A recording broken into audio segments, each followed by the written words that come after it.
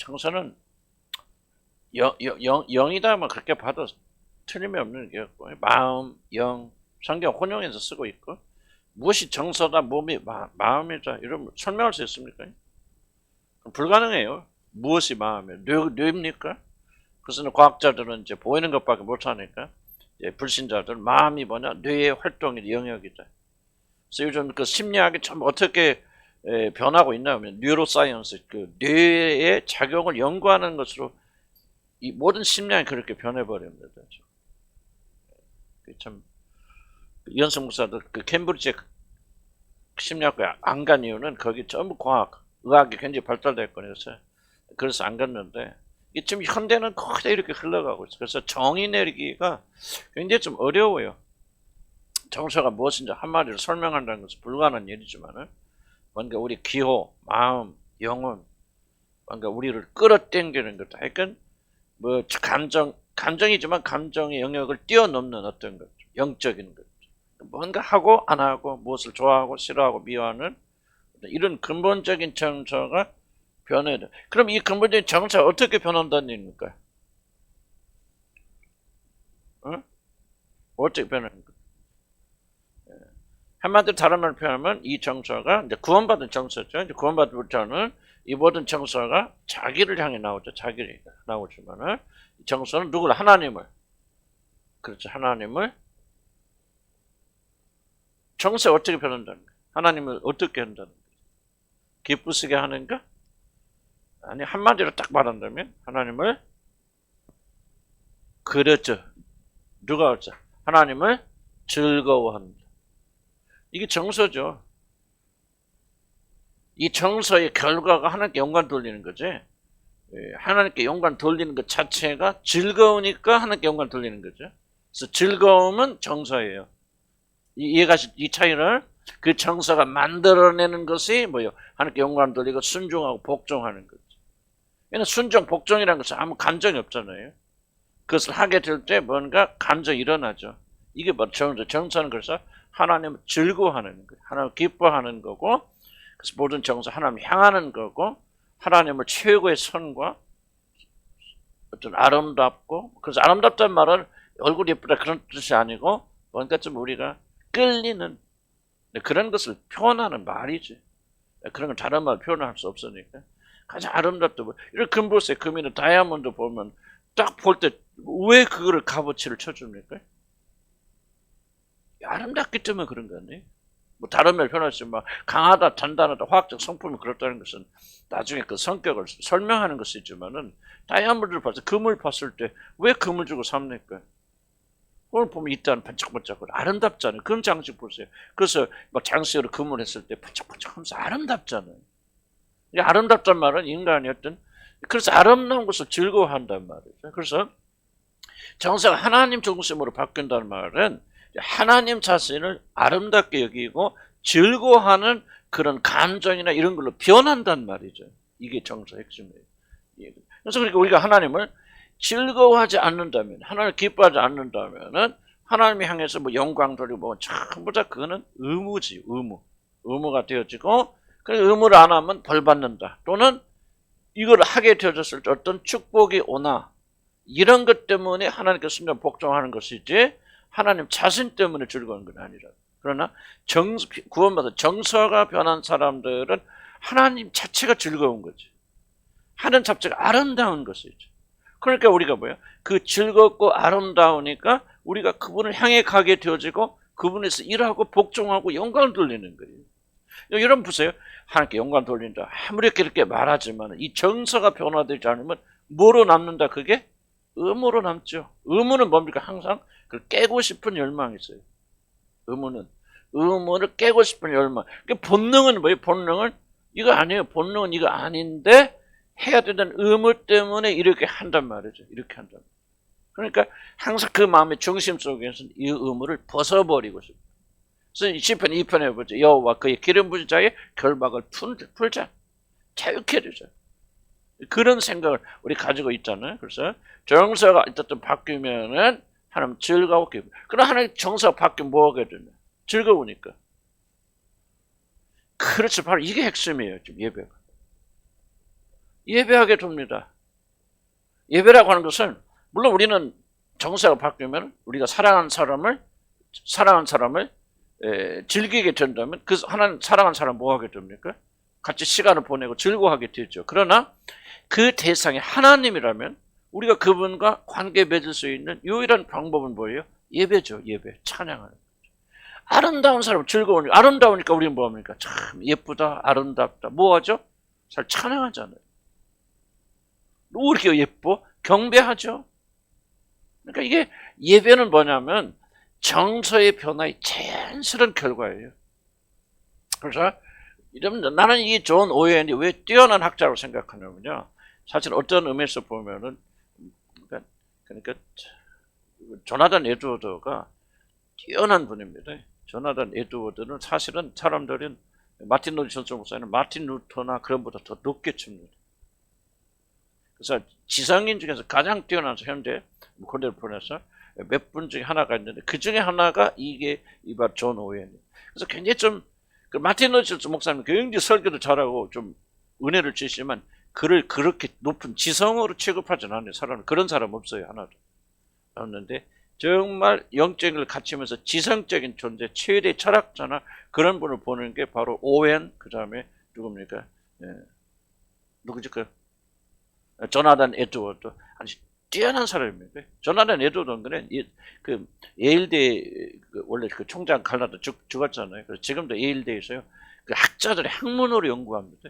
조나단 에드워드 놀라운 분이. 그러니까 이걸 잘 이해를 해야 돼요. 그러면 뭐가 할까? 정서가 변화되었다는 것이 어디서 가장 많이 드러날까? 예배에서 드러나죠. 물론 무엇을 추구하느냐 그것도 맞아요. 그것도 예배니까 그렇긴 하지만은 이 예배에서 가장 정서의 변화가 두드러지게 나는 영역이 예배 영역입니다. 그래서 정서가 올바른 사람은 어떻게 해야 올바른 예배를 드리죠. 그런데 이걸 이해하면 그러면 예배를 드리는 사람들이 무엇을 예배 드리고 어떻게 예배 드릴까? 예? 여기 질문 답변 여기 있죠. 하나님을 즐거워. 그러니까 예배의 총 초점이 뭐예요? 이걸 이해하면 쉬워요, 지금. 예배하면. 예배의 총 초점이 하나님이겠죠? 그렇죠? 아니, 하나님을 즐거워하고, 즐거운 사람 예배드리니까, 무슨 예배를 드리든, 어떤 형태 예배를 드리든, 어떤 순서를 가지든 간에 그 모든 초점 어디가 맞아야 돼? 하나님이죠. 물론 하나님인데 그리스도하고 분리될 수 없죠. 그리스도를 통해서 하나님께 나가게 되고 그리스도를 예배하는 것이고 하나님을 예배하는 것이고 그리스도를 분리하고는 하나님께 예배할 수 없고 여기에 저 하나님의 아름답고 즐거움이 어디서 드러납니까? 그리스도 안에서 계시되죠. 그러니까 그리스도 하나님을 분리하는 것 자체는 무리가 있어서 한 분이죠. 그래서 예배는 뭐야? 하나님과 그리스도에 초점 맞춰서 뭐 하는 거예요? 그분을 즐거워하는 거죠. 그분의 선하신 그 아름다움을 찬양하는 거죠. 그러려면 우리가 뭐를 알아야 돼? 그분이 왜 아름다우신지 어떠한 일 행하셨는지를 우리가 듣고 배우잖아요. 사실. 그걸 통해서 변화된 정서를 가지고 우리가 하나님께 예배 드려서 모든 예배가 하나님의 선하심과 아름다우심에 초점 맞아져야 되는데 오늘날 예배는 이 일에 실패하고 있다. 뭐에 초점 맞춥니까? 예배 자체에 초점 맞춥니다. 지금 나는 한국교회 보면서 개탄하는 게 뭐냐면은 한국이 지금 이게 더 늘어지죠. 한국 교회들은 소위 대교회라는 이런 교회들 다 그렇다 말할 수는 없겠지만요. 교회 대부분은요 하나님을 예배하는 게 아니라 예배를 예배합니다. 지금 이게 지금 존 오웬이 강조하는 게 없는데 예배 순서 무엇이 됐든지 간에 설교를 예배하고 찬양을 예배하고 예배 순서를 예배하고 건물을 예배합니다. 그 안에 뭐가 빠졌어요? 하나님 예수 그리스도.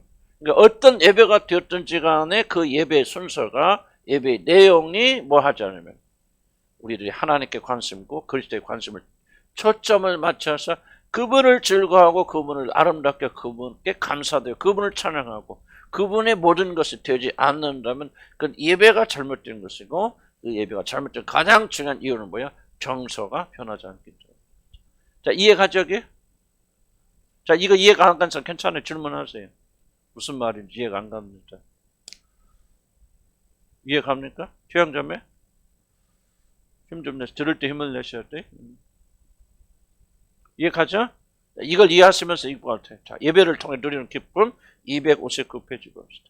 하나님께 예배하는 모든 제도들과 규례들을 진심으로 즐거워하는 것이야말로 마음의 영적으로 새로워질 모든 참 신자들을 위한 온전한 증거였다.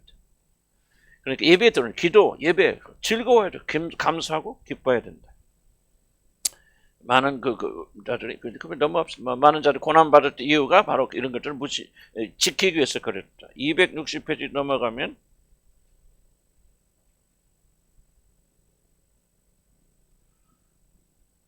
예수 그리스도가 뭐였냐? 그 예배를 굉장히 중요하게 했고 예배를 즐거워했다. 기도가 됐건 말씀이 됐건 뭐가 됐든 예배 선서에 있는 모든 것들이 예수님께서 굉장히 예배를 중요하게 여겼고 예배를 즐거워하셨다. 기도하려는데 만민이 기도하는 집이죠. 자, 기도는 뭐예요? 예배 한 순서죠. 하나의 내용이죠. 근데 그 기도를 방해하게 되어졌을 때 예수님은 진노하셔 분노하시면서 그 장사를 내어 쫓아버리셨잖아요. 그러니까 예수님께서 예배를 굉장히 중요하게 여겼고 그리고 예배 순서, 예배 내용들을 간과하신 것이 아니라는 거죠. 261페이지 넘어가면은 두 번째 이런 말씀은 사람들이 하나님을 예배하는 일을 태만히 여기고 그 예배가 오염되고 경매. 자, 여기서 말한 예배는 이걸 미리 이해하셔야 돼요. 전 오연이 말한 예배는 여기서 말하는 예배는 삶이 아니에요. 우리들이 모여서 드리는 공적 예배를 말합니다. 주일날 모여 드리는 예배. 그리고 꼭 주일날 오늘도 우리가 예배죠. 오늘 예배지만은 우리들이 지금 가르치고 뭐 이것도 예배하는 순서죠. 또 찬양하죠, 기도하죠. 그러니까 지금부터 예배드리겠습니다. 그렇게는 안 하지만 그래도 목요일도 우리가 예배의 한 부분이다. 그리고 예수님은 굉장히 그것을 중요하게 여기셨다. 그래서 밑에 쭉 나오면 이런 말이 있습니다. 그래서 예배하는 일을 두 번째 줄 타면 태만히 여기고 그 예배가 오염되고 경멸을 당하는 것을 보신 주님이 굉장히 심령에 괴로워하셨고 그래서 성전을 정화시켰다. 밑에 내려오면 이런 말씀이 있죠. 이랬을 때 내가 고난을 받기 전에 너희와 함께 이 유월절 먹기를 원하고 원하였노라. 정말 유월절이 절기 같은 걸 예수님도 다 지키셨고 굉장히 중요하게 여겼다는 거죠. 히브리서 기자인 사도는 주님께서 정하여 주신 복음적 예배의 의무들을 게을리하지 않은 그런 사람들 경우. 그래서 마지막이 되어진 뭐를 피하는 모이기를 피하는 자들이 어떤 습관을 가지고 모이기를 말하거든요. 요즘 예배가 굉장히 경슬이 특별히 코로나가 되면서부터 사람들이 예배에 모여서 공적인 예배를 드리지 않고 자기 혼자 개인적으로 집에서 이런 식으로 예배 드리는 것을 굉장히 여기는데 중요하게 여기는데 성경은 뭐를 경고하냐면 모이기를 피하는 게 모인다는 건 소리 공적인 예배를 말하죠.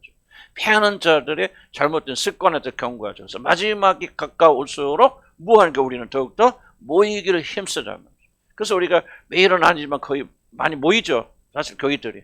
그래서 제가 보면 사실은 뭐 좋고 나쁠 떠나서 모이게 열심히 하는 교회들은 살아있고 부흥하고 그래요. 그러나 일주일에 한 번 정도 모이고 뭐 가서 여러분들 이런 교회들은 크게 사멸돼요. 그래서 모임 공적 예배가 굉장히 중요한 거고 우리 예수님은 그렇게 중요하게 여겼다. 그런 얘기 히브리서의 모이기를 표현해 봅시다.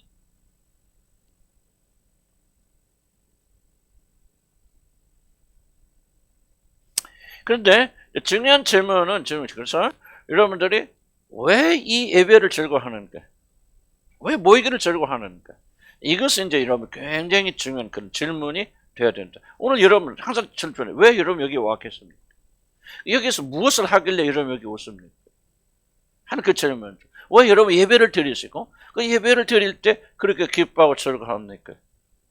예배 본질 때문에 그렇습니까? 예배 순서에 있는 그런 어떤 그런 요소들 때문에 기뻐하고 즐거워합니까? 하는 질문은 우리 굉장히 그러니까 예배에 오는 사람들은 다 하나님 받으실 것이라고 하는 그런 착각을 우리가 해서는 안 된다는 거죠. 무슨 뜻인가 이해가시죠? 그 다음에 262페이지 넘어가면은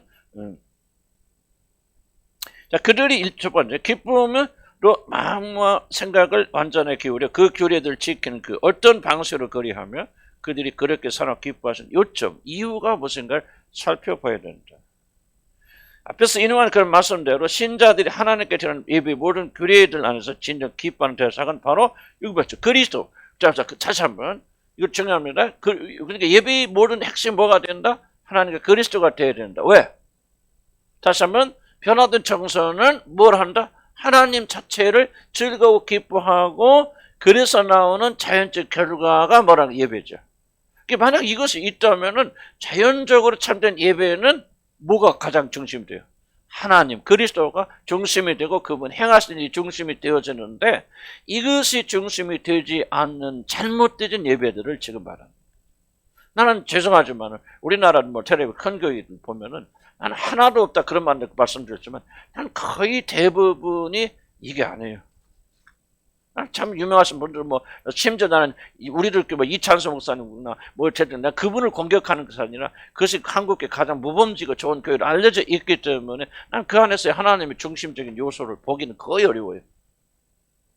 그 예배가 아니다. 우리는 예배다. 나 저는 그렇게 말하니까 오해하지 마시고, 나도 비판할까 이러면 내 영혼이 더럽혀지기 원치 않아요. 그렇긴 하지만은 내가 구태여 이름을 들은 것은 가장 모범적인 교회, 우리 그 나라에서 가장 뭐 정말 모범적인 교회라고 여기지만은 나는 뭐 솔직간에서 그 보기 어렵다. 물론 그 교회는 그래도 나름 나은 교회. 그러나 하여간 내가 더 이상 깊이는 좀 안 하겠죠. 그러나 그 외의 교회들 보면요, 이건 엔터테인먼트인지 예배인지 난 구분하지 못해. 뭐 사랑의 교회 같아, 뭐 같아, 영락교회고 옛날 뉴스들 다 사라져버렸어.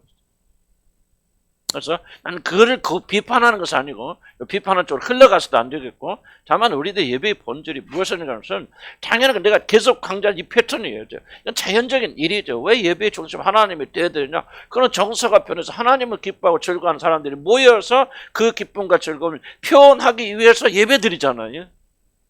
그러면 누가 설명하잖아요. 그 예배의 중심을 하나님 그리스도 그분께서 이루신 구속의 놀라운 것 때문에 그분의 아름다운 성품과 그분의 인자하시가 자비하실 때, 그래서 무엇을 하든지 예배를 드릴 때 기도를 하든 찬양을 하든 설교를 하든 뭐라든 많은 것들이 여기 와서 다 초점이 맞아야 될 거 아니에요.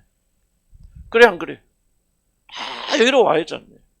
이게 예배에 드는데 사람들은 그게 아니라면 이게 아니고 얼마든지 다른 요소로 예배에 흥분할 수 있다는 거예요.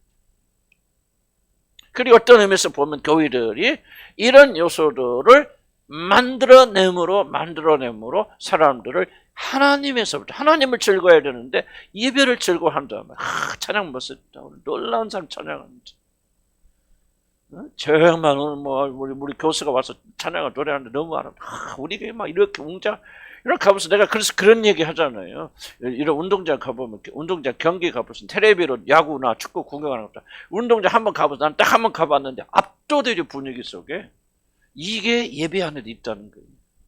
그 웅장한 교회, 막 호환한 교회 또는 막 엄숙한 그런 모습 속에 카톨릭 가보세요. 카톨릭 교회 들어가면 우리나라는 잘 내가 안 가봤어. 명동 성당만 가보고 잘 한 군데 안 가봤는데, 일단은 일반 교회가 다르잖아요. 카톨릭 교회들은 뭔가 웅장하잖아요. 그렇죠? 뭔가 압도되죠. 들어가면 경건해지죠. 나는 그런 분위기도 나는 무시하는 거 아니에요. 그러나 만약 그런 분위기 때문에 나가서 예배드리고 압도된다면은 중요한 질문은 이것과 무슨 관련이 있냐고. 만약 관련이 없다면, 그리고 예배의 어떤 다른 일적 요소 때문에 압도돼서 우리가 예배를 즐기고 있다면, 손들고 찬양하고 감사하니까 흥분하잖아요. 막 그리고 기쁘고 즐겁고 막 그런 순간에 뭐가 좀 우리가 기쁨이 생기고, 그런 것들 때문에 여러분 예배한다면 그럴 수 있다는 거죠. 그렇게 된다면은 중요한 질문, 예배의 핵심은 하나님 그리스도 그분을 통해서 우리는 구속의 놀라운 은혜와 은총과 그분의 인자하심과 자비하심과 모든 것이 어디로 가는 거죠? 사라져버려요. 그럼 하나님께서 그 예배를 받으시 안 받으셔? 안 받으시는 거죠. 제사하잖아요. 피를 내잖아요. 소잡죠. 그런데 뭐가 없어요? 믿음이 없죠. 그리스도를 통해 구속에 대한 믿음이 없고 그 은혜를 주시는 하나님 찬양이 없으니까 하나님 뭐라 합니까? 그만 좀 가져와라. 그만 좀 소대려오고 그만 좀 피 좀 봐라. 피냄새 나 진정해. 맡기도 싫다 하고 거절하잖아요. 오늘 예배를 하면서 말씀하시는 거, 예배 좀 그만 드려라 드네. 나 지겹다. 앉아놓고 음악하고 막 연극하고 유명한 막 가수들 막 거기 가서 찬양하고 저녁에는 밤 막 어디 큰 막 이상한 뭐 클럽인가 거기 가서 또 막 그런 거나 지겹다. 그렇게 안 하시겠나? 그래서 우리가 예배가 굉장히 중요하기 때문에 이 예배의 영을 회복해야 되고, 우리를 좀 만약에 이게 안 된다면, 그러니까 왜 우리가 모든 설교의 중심이 하나님이 되고 그리스도를 통해서 그런 구속의 사건, 왜 복음이 처음부터 마지막까지 복음이 들어가야 되냐? 바로 이거거든요. 그러니까 우리가 복음을 전해야 된다, 복음이 되야 된다 하고 어떤 방법론을 말하는 거 아니에요. 만약 그래서 여러분이 방법론 때문에 여러분이 복음을 전하고 계시고 복음을 설교하고 계신다면 여러분은 방법론을 예배하는 것이지 예수를 예배하는 게 아니에요. 전 저에 대한 도전이거든. 나는 오늘 아침에도 기도하면서 내가 복음을 몰라도 이렇게 몰라. 정말 하나님 앞에 정말 회개하면서.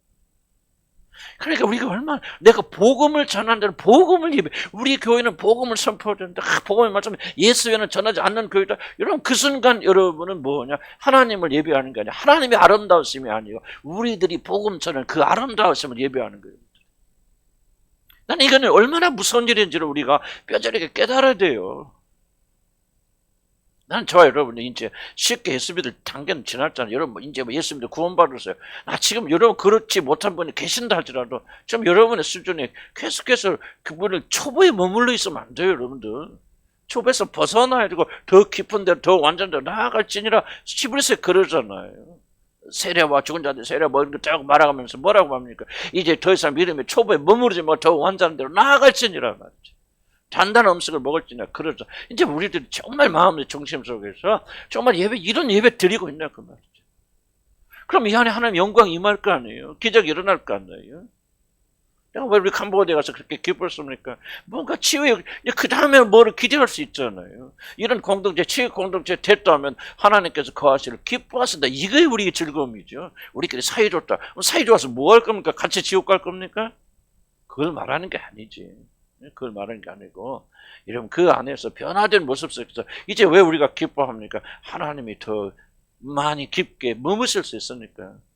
그래서 우리의 기쁨이고 즐거움 아닙니까? 그래서 이제 이런 것들 이제 또 반복돼 나가자 큰 테두리를 이해하고 나가서 엄청나게 중요한 거예요. 왜? 정서가 변화된 자들 반드시 뭐냐? 자연적으로 뭐 한다? 하나님 예배한다. 예배는 이게 선택이 아니구나. 그런 사람 자연스럽게 드리는 것은 예배구나. 그런데 이런 그런 메커니즘을 가지고 있구나. 이런 구조를 가지고 있구나. 그런데 오늘날 많은 사람이 사단의 욕에 빠져 인간의 욕심에 빠져서 저 예배 정신은 하나님과 그래서 수가성 여인하고 뭐라 합니까? 예수님께서 하나님은 뭐하는 자를 찾으시니라 예배에 드리는 자를 찾으시니. 오늘 저 하나님께서 누구를 찾으십니까? 신령과 진정. 이게 신령과 진정합니다. 진리잖아요. 이게 진리잖아요. 지금 진리잖아요. 이 진리대로 할 때 성령 역사하셔서 진리의 영인 성령께서 기름 부어서 역사하시는 예배가 뭐예요? 하나님과 예수 그리스도가 중심되는 예배란 말이에요. 이해가 아멘? 이렇게 될 때 하나님 예배 받으셔 그 예배하는 자들을 찾으시는 일 하나님께서 이제 여러분 하나님과 관계 깊어질수록 이런 단어들이요 그냥 와서 이제 더 이상 막 깊은 의미를 가지기 시작한다. 하나님 기뻐하시고 찾으시니라. 옛날에는 믿음 없을 때는요, 뭘 찾으시는 게 뭐 그렇게 중요하나? 별로 중요하게 여기지 않아요. 그러나 여러분이 하나님께 가까이 나갈수록 하나님이 찾으시고 그 찾으시는 하나님에서 발견된다는 것이 얼마나 놀라운 축복인가 더 깊이 깨닫게 되는 거예요. 아멘. 그래서 그 사람은 사모하게 되죠. 예배를 드릴 때 그냥 앉아. 자, 이해가지 무슨 말 하고 있는지? 그냥 무대뽀적인 예배가 아니라 그래서 우리 교회도 점검해보고 또 생각해보고 찬반을 예배를 드려서 발버둥 치는 거 아니에요. 아멘. 사실 이렇게 하면 강의 다 끝났어. 하지만 또 설득이라는 건 중요하면 설득은요 이렇게 되면 설득되지 않아요. 이해는 하도 설득은 안 돼요. 설득은 지속적으로 말씀을 통해서 이런 마음에서 설득하는 거예요. 그런 마음 어느 쪽에 가면 그렇구나. 이게 마음으로 믿으면 그 다음 뭐야? 입으로 시인하여야 돼요. 시에는 행함의 일치가 나와요. 마음으로 믿음, 믿음이 표현된단 말이에요. 그럴 때 우리가 구원받게 되니까. 아멘. 자, 그래서 예배의 순서가 굉장히 중요하죠. 예배의 순서 뭐가 있습니까? 예배의 그 내용을. 뭐 찬양이 있을 수 있죠? 또 뭐가 있을까? 우리 뭐. 그렇죠. 기도가 있을 수 있죠? 또 뭐가 있을까? 설교 말씀이 있죠? 말씀 있고. 성경을 이 말씀을 선포하는 거하고 또 성경을 읽고 뭡니까? 묵상하고 하는 거하고 뭐가 있을까? 간증을 그렇죠. 간증도 중요한 그런 예배 중에 하나가 간증, 하나 찬양하고 예배하고 또 뭐가 있을까? 뭐 특성도 있고 그런 게 뭐 이게 찬양의 한 일부분이고 약간 대충 이런 부분들이 있을까? 또 있을까 봐요. 성도의 교제, 성도의 교제. 뭐 성대 교제를 예배라 볼 수, 그때 예배는 예배지만은 예배 순서 속에는 성대 교제, 지금부터 교제합시다.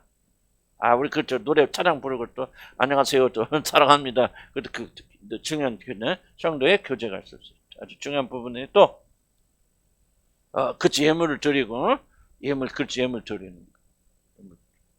또 뭐가 중요한 거 빠졌네요. 그렇죠. 성례전, 성찬식 중요한 거죠. 뭐 대충 또 있을 수 있겠지만 뭐 대충 이런 거죠. 이런 것도 굉장히 중요합니다.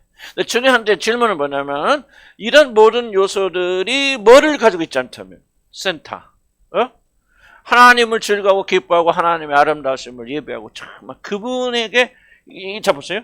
지금 말하고 있는 거예요. 아이고 나이 들으면 이게 구부러지는 것도 지방향으로 안 가. 무슨 왜 웃어? 50대가 웃으면 안 되지. 자, 이 모든 것들이 다 뭐를 향해 가야 돼? 그렇죠. 하나님을 즐거워 기뻐하고 하나님의 인생에 베푸신 이 모든 것을 다 향해 가지 않는다면은 예배 아니라는 거죠. 그런데 지금 우리들이 반성하고 회개될 것은 향해 가는가 말이죠. 기묘하게 무엇인가를 다른 데로 방향을 가고 있다면 찬양하고 기도할 때 간증하고 이게 안 돼요. 성가대가 서로 경쟁하잖아요. 그래서 우리나라에서 없어야 될 거 있어요. 찬양 경연대회가 없어져요. 합창대 있죠. 성가대 경연대회. 그거 하더라고 막 유명한 사람 전기라. 보니까 말해. 아 이거 내가 이게 죄송해요. 내가 그렇게 표현하면 안 되는데 좀 그런 요소들도 있다니까.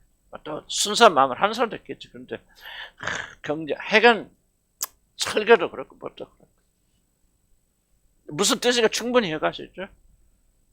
이 모든 것들은 필요합니까? 필요하지 않습니까? 반드시 필요합니다. 이거를 부인하는 분들이 계세요.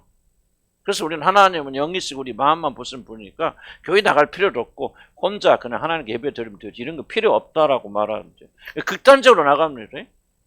첫째 극단은 뭐냐면은 카톨릭이 대표적인 예입니다만 카톨릭이 뭐 카톨릭 맨날 미운 소리해서 좀 교황이 저한테 섭섭할 수도 있지만 사실인데 우리가 비슷하니까 비슷하면서 혼돈되니까 이런 걸 극대화하는 데가 있죠. 난 지금 현대교회가 그렇다. 현대교회가 극단하는 두 가지 큰 요소가 이제 말씀면서 설교를 어떻게 잘하냐 어떻게 멋있게 하느냐. 아유 정말 이게 요즘 설교 들어보면 좀 그래요. 좀 인문학 아니 강대상에서 왜 인문학 강의합니다. 설교 시간에 그만큼 내가 박식하자는 거 보여주고 강대상에서 왜 그렇게 농담합니까? 청중들의 관심을 사로잡고 이게 정말 내가 다 하여간 찬양 보세요. 찬양을 나는 옛날부터 주장했잖아요. 우리 찬양하신 분들 우리 반주하신 분들 섭섭하게 듣지 마세요. 나는 찬양대가 없어야 교회가 산다고 믿는 사람. 나는 찬양대가 없어져야 돼. 교회는 나와서 독창하는 사람도 없어져야 돼. 나는 이걸 옛날부터 내가 몇십 년 전부터 주장했잖아요. 나는 음악을 굉장히 좋아하는 사람이기 때문에 음악은 강력한 힘을 가지고 있었어요. 물론 은혜스러운 분들 계세요. 계시고 또 저를 들어보면 그분들 그리스도의 길을 인도하는 분들 계세요. 그분들 희한하게 자기가 이끌거든요. 무슨 정서와 감정과 영이 흐르거든요. 어떤 대부분의 사람들은 멋있게 하겠어. 나 그거 차라리 유행가 듣고 말지 나 그런 거 못 들어. 나는 굉장히 좀 마음이 그랬던 사람이라 뭐가 쉽게 나와서 무슨 그런 가수 나가지. 왜 찬양합니까? 또 어떤 분들 굉장히 은혜서 하신 분들 계속 내가 전부 잘못됐다 말하는 게 절대 아닙니다. 아니지만은 이 모든 것들이 하나님을 향해 나가야 되는데 이것들이 하나님 향해 나간다. 그 첫째로 이걸 극대화시켜서 말씀. 그 다음에 말씀도요. 이것만 극대화. 그래서 어떤 분들 교회에서는 아무것도 안 하고 말씀만 전하는 거죠. 그런 분도 많이 계세요. 그런 교회도 계세요. 그 말씀을 예배하는 거죠.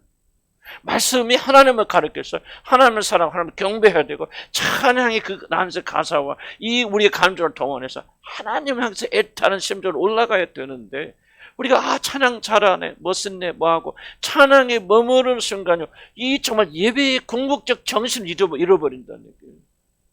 이걸 여러분들이 애통하는 마음으로 회개해야 되겠고 이런 일이 우리 안에서 일어나지 않도록 간절히 기도해야 됩니다.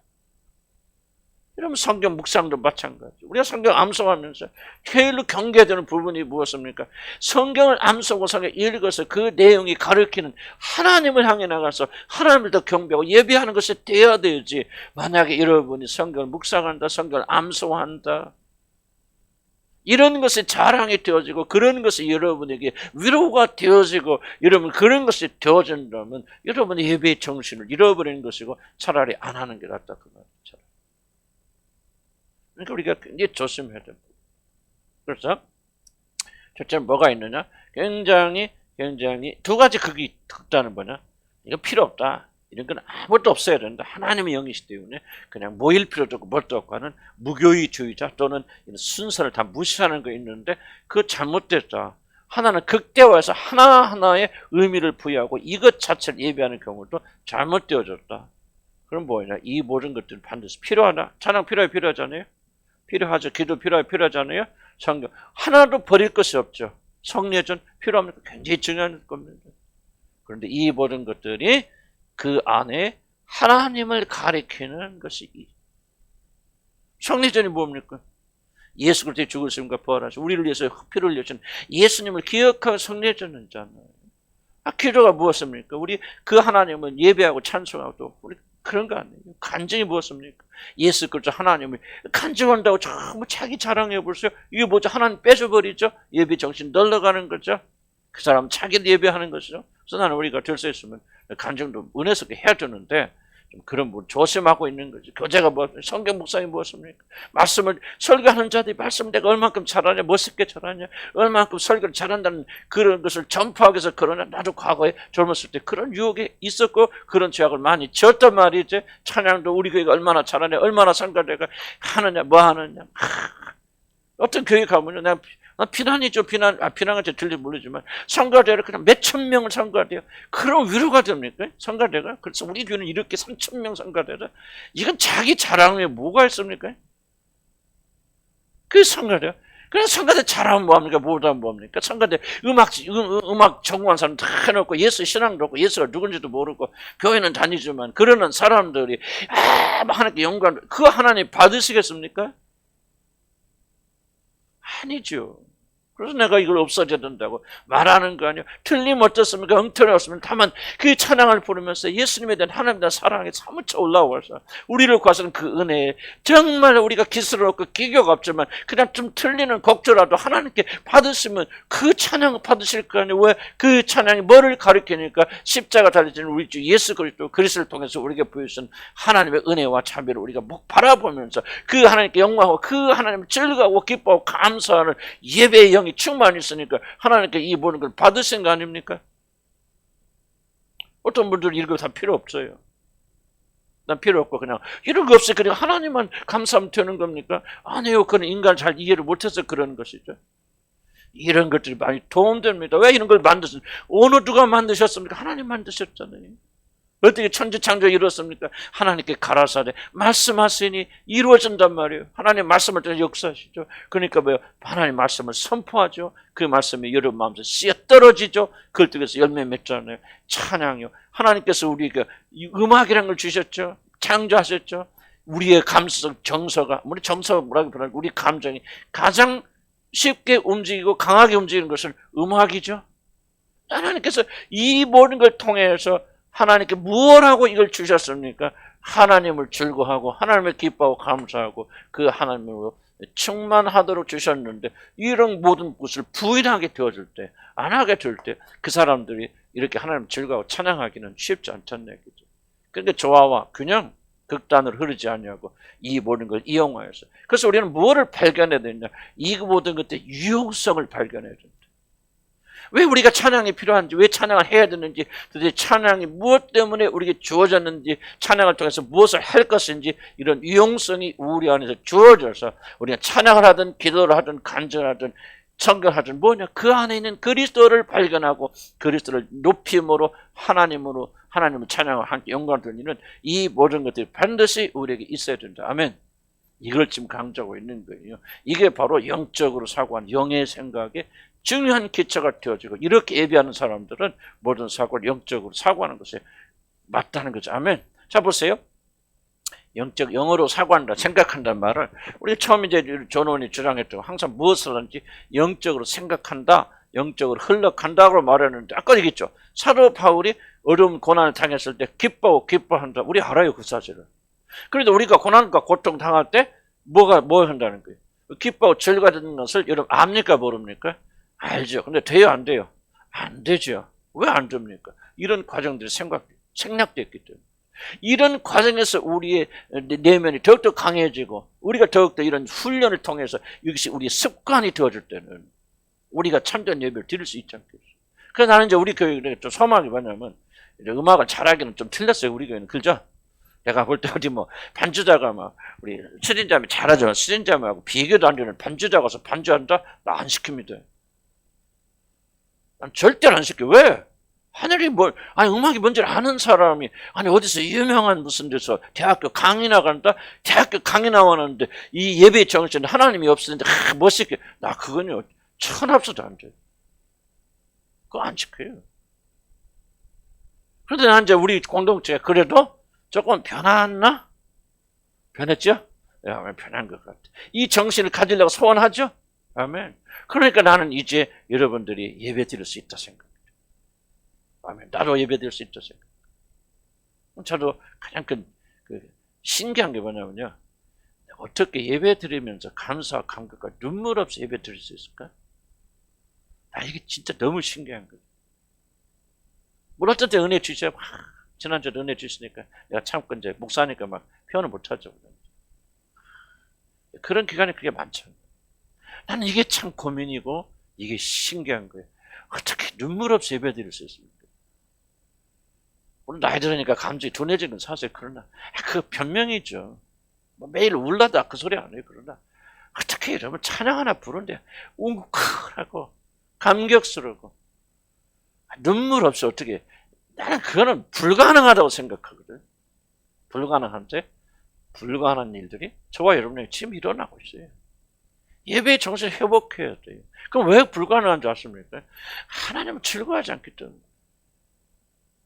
하나님이 예수 그리스도를 통해서 우리에게 행하신 일이 얼마나 놀라운 일인가를 여러분 모르기 때문에 그런 거예요. 찬양 나와서 찬양하고 반주하는 분들이 그냥 손 들고 찬양합시다. 여러분 속에서 이런 감사와 감격이 있습니까? 나는 찬양을 인도하신 분이라 여러분들이랑 다요. 이게 우리 안에서 그 진리가 솟구쳐 올라나왔어요. 어떻게 하나님이 예수님을 보내서 우리를 구원하셨다는 이걸 말할 때 우리가 감격이 없습니까? 어떻게 말하는 게 그냥 모르니까 손들고 해야만이 감정이 올라옵니까? 나는 여러분들이 정말 우리가 숙제가 나는 정말 예배 드릴 때 막 그렇게 눈물과 감격성이 왜 우느냐 하는 건 달라요. 이러면 울음에 이런 종류가 있기 때문에 나는 모르지만 하나님 다 아시기 때문에 억지로 쥐어짜지 마시고 눈물 흘린 것이 반드시 은혜 받았다. 난 그 말하고 있는 게 아니에요. 울지 않아도 되고 이렇게 표현 안 돼도 돼 괜찮아. 다만 여러분 마음의 중심 속에서 그러니까 어떻게 그런 감격이 없어하는 게 있죠. 이건 난 지금 불가능한 일들 우리 가운데 이런 그냥 복음을 알면 알수록이에요. 하나님을 찬양할 수 없고 그래서 중요한 출발이 뭐냐 하나님을 즐거워하는 거. 이것이 이 정서가 난 여러분이 변화됐다고 믿어요. 아멘. 믿는데 문제는 이 정서가 활동하지 못해요. 여러분 정서가 변하지 않은 사람이 어떻게 이 자리에 앉아겠습니까? 그런데 이것은 언제 우리의 기쁨이 되고 즐거움이 될 정도로 정서가 활동하고 있지 못하죠. 왜? 육신이 너무 강하다. 그게 말해서 성경이 말해. 나는 내가 왜 고민합니까? 재리와 물질. 뭐 내가 여러분보다 돈독이 더 올랐습니까? 그럴 수도 있겠죠. 그런데 왜 나는 그 부분이 확 심장까지 껐습니까? 자 보세요. 세상에 대한 염려가 있고 어떻게 먹고 살지, 은퇴하고 뭐 할지 참 계산이 안 되네. 좀 여러 가지 또 어려운 복잡한 문제들도 많이 있고 경제적으로 그러니까 그렇지 또 이거 세상에 대한 염려와 근심과 그냥 향락과 이런 것들이 뭐를 가로막고 있다고 생각합니까? 우리가 정서적으로 하나님 앞에서 액티브 뭐라고 설명할까 살아있는 그런 사람이 되는 것 이게 이 열매라는 게 무슨 교회가 부흥도 그걸 말하는 게 아니에요. 1차적으로는 여러분이 하나님을 충분히 즐거워합니까? 정말 즐거워한다면 예수 그리스도를 통해서 나를 구원했던 이 사실이 감격이 안 됩니까? 눈물이 안 흐릅니까 여러분? 그냥 그런 착해야만 여러분 됩니까? 막, 움직이면 땀이 좀 나면 그게 은혜입니까? 나는, 잘 들으세요. 여러분 안에 성령 계시잖아요. 여러분의 정서가 변했잖아요. 안 변했어요? 변하지 않았다면 어떻게 교회 다닙니까? 교회는 다니겠죠, 여러분들이. 그러나, 어떻게 여러분이 그래도 목요일날도 모여서 은혜를 더 받아 발버둥 칩니까? 정서가 안 변했다면? 변해 있어요. 그런데 왜 이 정서가 열매 맺지 못하고 있습니까? 가로막혀 있잖아요. 성령이 오시면요, 그걸 제거해 주는 게 아니에요, 여러분. 성령이 오시면요, 그걸 원통하게 여기는 마음을 우리한테 증가시켜 주십니다. 그러니까 이런 열매가 없다, 감격스럽게 하나님을 즐거워하지 못하고 있다는 사실을 굉장히 아파하고 고통하게 하는 것이 성령의 역사심이에요, 여러분들. 우리 성령을 이해하지 못해 많은 분들이 성령 오시면 막 기계적인 저런 막 그런 마음이 딱 사라지고 이게 아니에요. 하나님 사라지게 했을 때는 먼저 우리가 해야 되는 영역을 성령은 역사하지 않아요, 여러분들.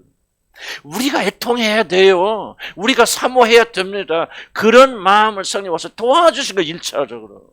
그러면 우리가 애통하는 마음이 생기죠. 어째서 내 삶에는 이런 열매가 없나 말이지.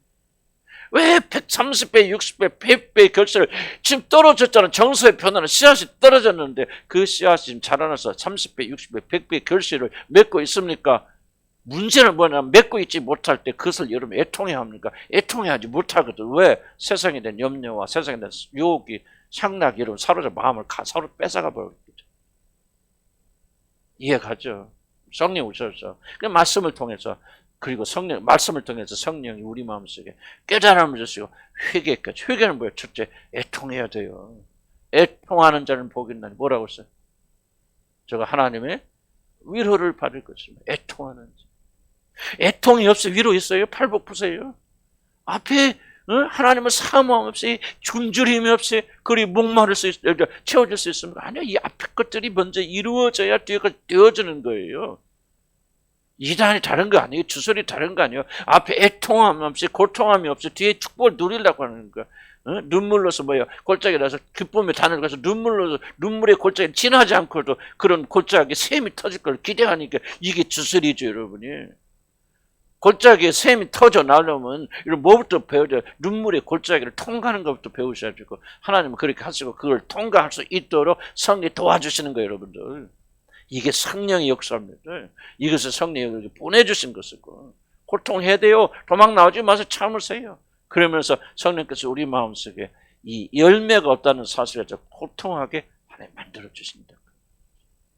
그러나 뭐예요? 거기서 끝나지 않죠. 구원받은 사람들. 뭐를 하면 그런 고통 속에서 뭐를 발견합니까? 내 안에 정서가 있구나. 변화된 정서가 있구나. 하나님 사모하는 것이 있구나. 하나님이 주시는 애통은 소망이 없는 애통은 없어요. 잘 들으세요. 생명을 이루기는, 구원을 이루기는 하나님 회개라고 하죠. 우리가 생명을 가져다 주는 회개예요. 생명이 먼저 있어요. 애통과 회개를 하면 뭐예요? 그렇구나. 소망이 있잖아요. 내 안에 정사 변화됐구나. 나는 하나님의 것이구나. 이렇게 애통하지만 내 안에 그 씨앗이 있구나. 이제 발견하게 되는 거예요. 그럼 뭐 하게 됩니까? 회개하여서 100배 결실 멸줄 돌아와야 되는 것이죠. 여러분, 이것은 아무런 부딪힘이 없다. 나는 자신있게 말씀, 이런 거듭난 거 아니에요. 감동이 없다. 이런 거듭난 거 아니에요. 이것은 여러분의 마음속에 참 아주 부딪히잖아요. 물결처럼 강하게 부딪히고, 여러분, 집에 돌아와서도 고민하지 않는다. 나는 여러분 거듭났다 생각해요. 거듭난 사람은 그럴 수 없어요. 영이 있잖아요. 영이 살아나서 회심하여서 성령을 받았다면 그 영이 어찌 하나님의 말씀을 듣고 꿈틀거리지 않고 움직이지 않겠습니까? 문 밖에 나간다 이런 믿지 속지 마세요. 문 밖에 나가면 사라진다. 이런 거듭난 거 아니에요. 거듭나면 그렇게 무기력한 거 아닙니다. 하나님의 말씀은 살아서 운동력 있다고 그러죠. 사모하는 자를 거듭난 자를 양속에서 이 말씀들이 파고 들어가죠. 그래서 의도적으로 간단히 설명하는 거예요. 하나님 즐거운 게 있습니까? 있지만은 왜 열매 못합니까? 그런 이유들이 있는 거죠. 아예 없습니까? 이런 디자인도 없으니까, 열망도 없습니까? 그렇다면 여러분, 여기 앉아있겠지만 여러분 지옥 갈 멸망의 자식들이 여러분 언젠가 변화서 오길 원합니다. 그러나 나는 여러분이 아무런 감동이 없고 감흥이 없다면 나는 어떻게 여러분한테 성령 계시다 무엇을 말씀하실 거예요? 예언하니까? 방언하니까? 이게 바로 사단의 속임수입니다. 성령 주던 사역이 뭔가를 여러분 이해를 하셔야 돼요. 여러분의 성령 주신 이유는 뭐예요? 바로 이런 일을 이루시기 위해서 성령이 와 계시는 거예요. 그런데 전혀 없다. 그럼 어떻게 무엇으로 여러분만 성령이 계시다고 말하는 거예요? 여기서는 지하마 회개하는데 문 밖에 나가는 순간 잊어버린다. 어찌 그것을 성령의 역사라고 말할 수 있습니까? 성령이 내 안에 있으니까 내가 4개월 전에 주신 말씀이 지금도 살아서 괴롭히고 있잖아, 나를. 죽을 때까지 또 괴롭히고. 그러나 이것이 좀 지나가면 또 다른 것을 하나님께 깨닫게 하시고. 누가 나를 그렇게 만듭니까? 내 안에 계신 성령이 말씀하십니까? 성령이 살아서 역사하십니까? 나는 목사니까? 목사니까 그렇습니까? 목사의 의무가 이렇게 아니죠. 그거는 어떻게 목사의 의무가 그렇게 만듭니까? 살아계신 성령의 역사가 아니라 어떻게 만들어 갑니까? 이 모든 것들을 우리가 전부 기억해야 돼요. 그래서 우리는 예배의 정신이 뭐예요? 하나님 즐거워하고 하나님 기뻐하고 하나님 아름다우셨잖아요. 하나님께 묵상. 누굴 통해서? 그리스도를 통해서. 하나님 모르잖아요. 그러니까 그리스도를 통해서 우리가 베풀으신 놀라운 은혜를 가지고 하나님은. 그러니까 여러분 이 사람들 이렇게 예배하는 사람들 점점 뭐예요? 뭐가 자랄까? 예배의 결과가 뭐죠? 그렇죠. 기쁨이죠. 기쁨이 주잖아요. 기쁨이 되니까 뭡니까? 중요한 것은 자꾸 논리적으로 생각해요. 기쁨이 오니까 뭐가 증가될까? 그렇죠. 하나님은 즐거워하는 게 더 증가되죠. 하나님 즐거워하는 것이 더 증가되는데 자기는 그렇지 못해. 그러니까 열망이 더 깊어져요. 그래서 또 하나님 더 착해지죠. 그러면서 여러분 점점 그리스도 안에서 여러분 성장하고 커져나가는 거예요. 예배가 핵심이죠. 예배가. 대충 그런 얘기들이에요. 제가 보면. 자, 그러면 263페이지 보면은 설명했으니까 그럼 참된 예배의 목적이 뭐냐? 예배의 목적은 첫째, 보편적으로 그들은 그 방편들을 통하여 자극을 받아서 그리스도 안에서 하나님을 믿고 살아 기뻐하게 되게. 그러니까 이걸 통해서 뭐 하는가? 제가 설명드렸죠? 이것이 더 증가되고자 하는 것, 하나님을 기뻐하고 즐거워하고 감사하는 것에 더 증가되도록 하는 것이 참된 예배의 목적이다. 263페이지 넘어가 264페이지 넘어갑시다. 뭐 잘 설명한 겁니다.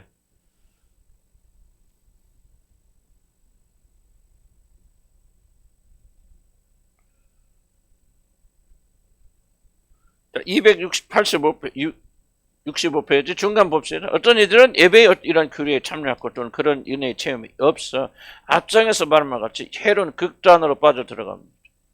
예배 형식주의에 빠집니다. 찬양 멋있다. 예배 멋있다. 뭐 설교 목사님 잘 왔습니다. 그래서 나도 옛날에 박전일 목사님 설교 들으러 구원받지도 못하면서도 하나님을 뭐 지식적으로 알지만 우리 목사님 너무 설교 잘 하셔. 정말 시원해. 정말 명설교예요. 하고 다 모이죠. 옛날에 우리도 유명했던 뭐 우리 설교 강의 그런 분들 많이 계셨는데 누구누구 다 말은 좀 그렇고요. 그런 분들 아니 보면 정말 잘해요. 어쩌면 이 말씀 이렇게 설명할 수 있을까? 이것이 우리 이성적이고 지적인 부분을 굉장히 만족시켜 줬으니까. 찰스 스펄전의 교회에 모였던 사람들, 난 솔직히 말해서 거의 대부분이 나는 그런 찰스 스펄전의 설교를 즐겼던 사람이 아닐까. 마틴 루터 존스 목사님도 마찬가지고. 그 안에 진짜 거듭나고 회심하는 청정들이 있었지만은, 그러나 적잖은 무리들은 그렇지 않습니다. 나는 좀 그냥 추측합니다. 뭐 조금 심리를 조금 관심을 가졌던 사람으로서 왜 스펄전은 그렇게 훌륭한 사역을 하고도 우울증에서 못 벗어났을까? 난 두 가지 원인이 있다. 첫째는 담배 때문에 그런 거예요. 기질은 1번이 기질은 베껴놓고 담배 골초였거든. 스펄전 먹죠. 무엇인가 그 담배나 술에 중독되면 우울증이 나옵니다. 그래서 스펄전 목사 죽을 때까지 우울증에서 물론 공격 당해도 그런 파멸되지는 않아요. 스펄전 목사는 계속 설교고 그랬지만 이 담배가 골초였어요. 체인 스모크가 안 끊어지고 폈어요. 그것이 우울증이 굉장히 중요한 원인이었을 것이죠.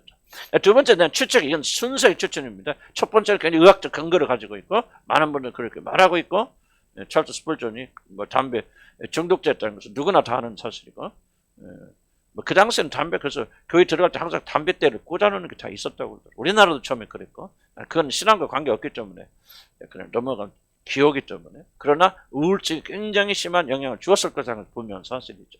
두 번째, 내가 추측, 순서 내 추측입니다. 왜 내가 경험을 봤을 때, 왜 스펄전이 우울했을까? 그 원인 중에 하나는 스펄전 자기 청정도를 알았기 때문에. 미련이 없지만 찰스 스펄전의 설교를 즐기고 있어요. 그때는 뭐예요? 엔터테인먼트가 없어요. 그때는 텔레비가 있어요.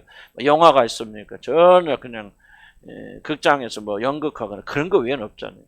그러니까 동네에서 텔레비 하면 막 뭐 텔레비도 아니에요. 막 옛날에 그 우리 어렸을 때 뭡니까? 그 슬라이드도 아니고 그 그림자 이렇게 갖고 막 그 예수님 만들어 놓고 이렇게 움직이고 그 뭐라고나 할까?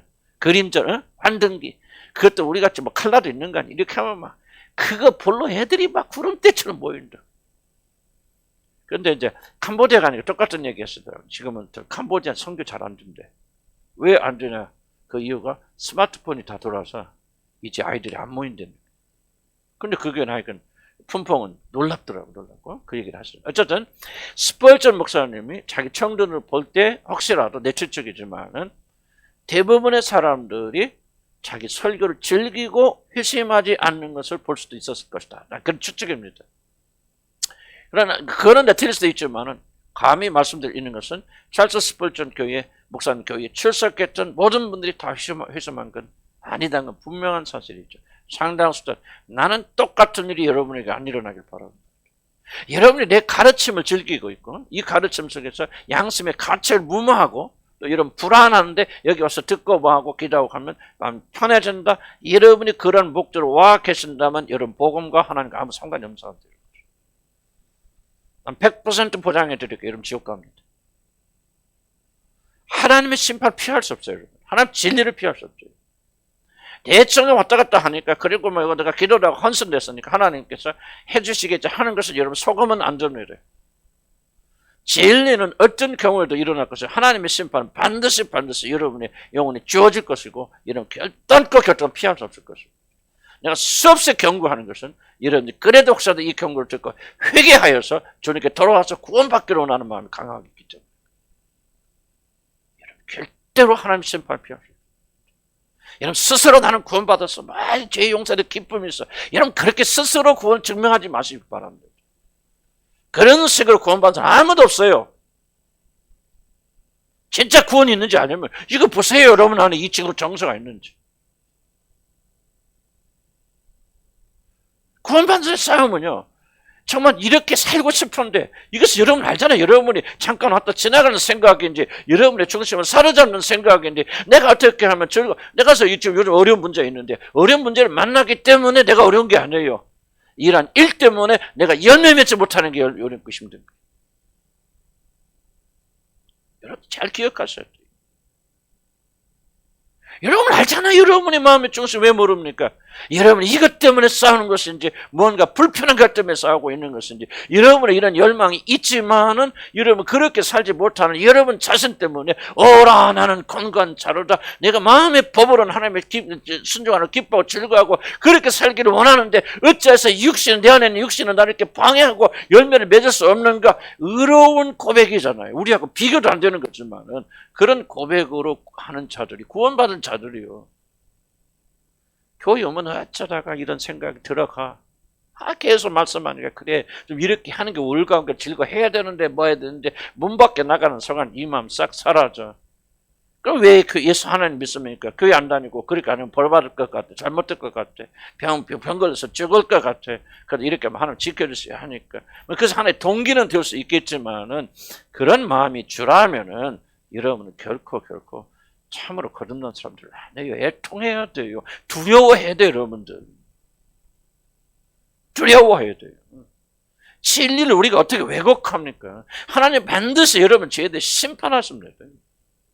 지옥이 있고요. 그리고 참으로 거듭나서 회심하여서 성령을 받지 못한 자는 이 임박한 진노에서 여러분 피할 수 없어요. 회개하라. 천국이 가까우느니라. 예수 그리스도의 재림이 가깝고 심판이 가깝기 때문에 여러분이 아무리 나가서 나는 주여 나는 주님을 향한 교회 10년 20년 다녔나이다. 이 행악하는 자들아 내가 너무지 누군지 알지 못하겠노라. 내가 주의 이름은 선지자 노릇하고 병도 고치고 이 거짓을 말하는 자들아 떠나가라 말하잖아. 나는 너희가 누군지 도무지 알지 못하노라. 물론 여러분 이렇게 해야 구원받습니까? 그렇게 할 수 없어요. 구원 받아야 이렇게 되는 거 이건 하나님의 영역이에요.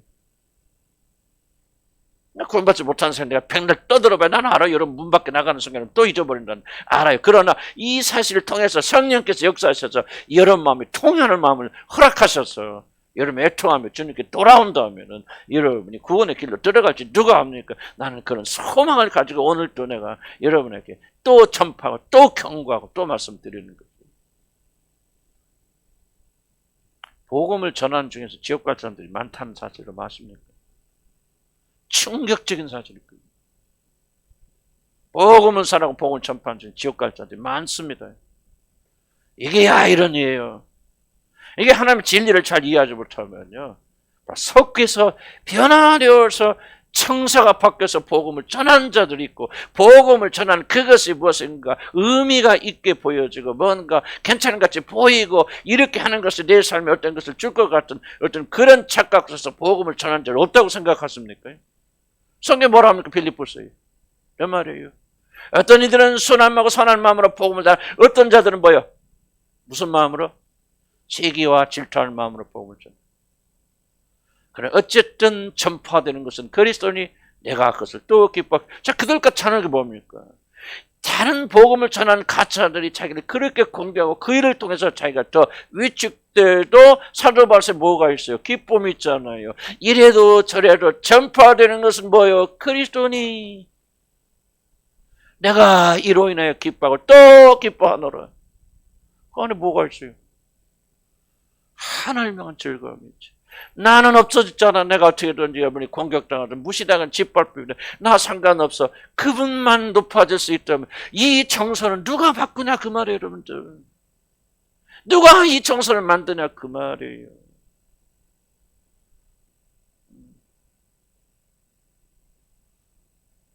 나도 양평에 갔다 오는데 뭐 문제들 좀 있어야지 그렇죠. 그 앞집 아저씨가 또 얼마나 괴롭혀. 뭐 이런 소리 지르고 나도 한 소리 했어. 그리고 나서 그 아저씨한테 그랬어. 사장한테. 사장님, 나 사장님 위해서 기도해요. 어저께도 기도했어요. 나 사장님 이렇게 해도 나 사장님 위해서 기도해요. 미워하는 마음 눈꼽만도 없어요.